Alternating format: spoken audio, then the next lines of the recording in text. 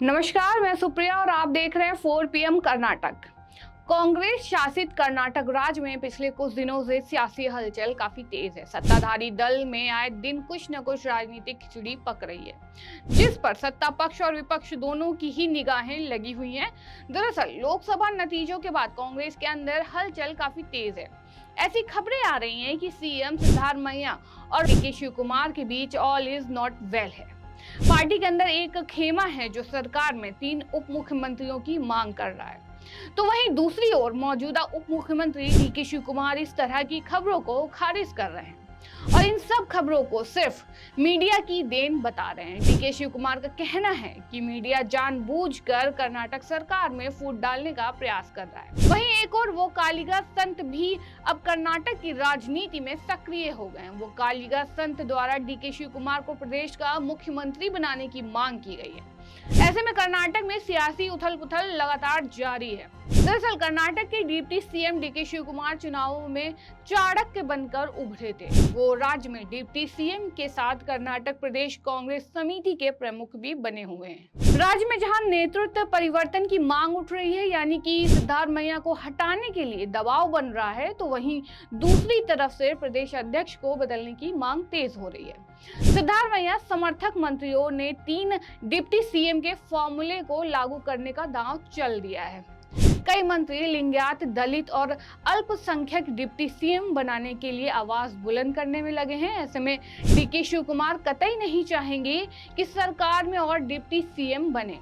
इसके बाद उनका कद हल्का हो। सिद्धारमैया और डीके शिव कुमार समर्थकों की प्रेशर पॉलिटिक्स क्या अंजाम लेती है, यह आने वाले दिनों में साफ हो जाएगा।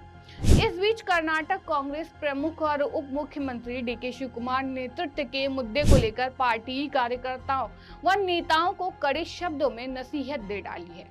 कर्नाटक के deputy CM DK Shiv Kumar ने पार्टी पदाधिकारियों को कड़ी चेतावनी दी और नेतृत्व के मुद्दों पर सार्वजनिक बयान देने से परहेज करने को कहा।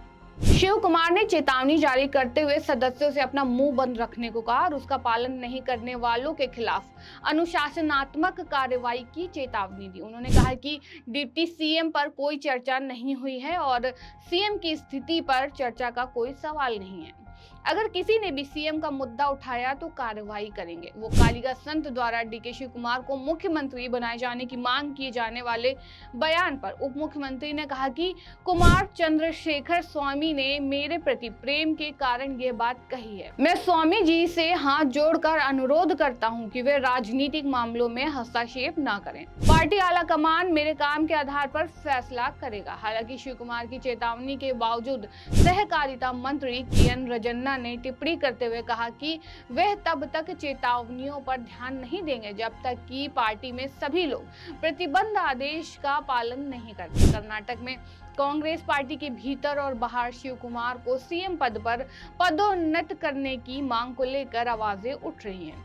यहां तक कि कुछ पार्टी पदाधिकारी सार्वजनिक रूप से 3 अतिरिक्त डिप्टी सीएम पदों की वकालत कर रहे हैं। उन्होंने कहा कि खड़गे, सिद्धारमैया और मैंने तय कर लिया है कि कैसे काम करना है, इसलिए किसी विधायक या मंत्री या स्वामी जी को बोलने की जरूरत नहीं है। अगर वे हमें आशीर्वाद देते हैं तो यही काफी है। सहकारिता मंत्री ने आगे कहा कि अगर कोई विधायक या पार्टी का कोई भी व्यक्ति इस मुद्दे को उठाता है तो एआईसीसी या मुझे नोटिस जारी करने और अनुशासनात्मक कार्रवाई करने के लिए मजबूर किया जाएगा।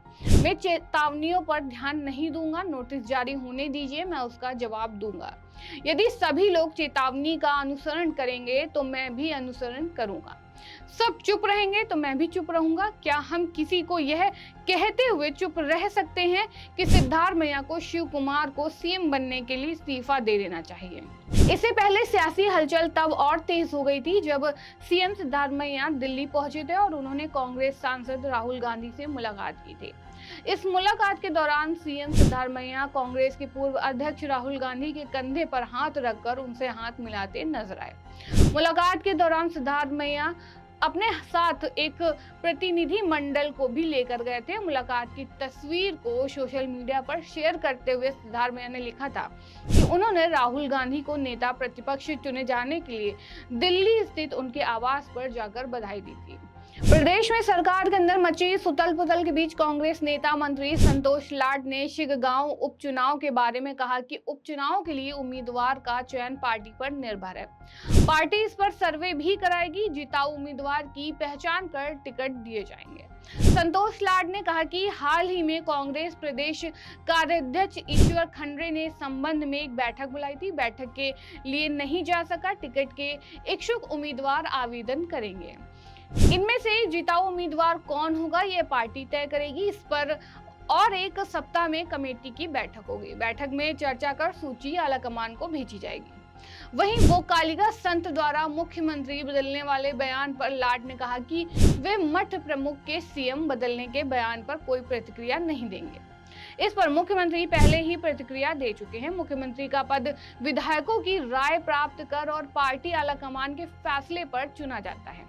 इस प्रकार का बयान क्यों दिया है, इस बारे में मठ प्रमुख से ही पूछना बेहतर है। धारवाड़ जिले के प्रभारी मंत्री संतोष लाड ने कहा कि लिंगायत स्वामी का भी लिंगायतों को मुख्यमंत्री मिलने का बयान उनका निजी मामला है। उप मुख्यमंत्री डीके शिव कुमार को मुख्यमंत्री बनाने का वो कालिका स्वामी का आग्रह हो या लिंगायतों को मुख्यमंत्री पद मिलने के उस समुदाय के गुरुओं का आग्रह हो, यह सब उनका निजी मामला है। परंतु सरकार के भीतर ऐसी कोई उलझन नहीं है। मुख्यमंत्री सिद्धारमैया पहले ही इस पर जवाब दे चुके हैं। किसी प्रकार का कोई भ्रम नहीं है। लिंगायत स्वामी ने भी कहा कि उनके समुदाय का विधायक मुख्यमंत्री बने, यह उनकी निजी राय है।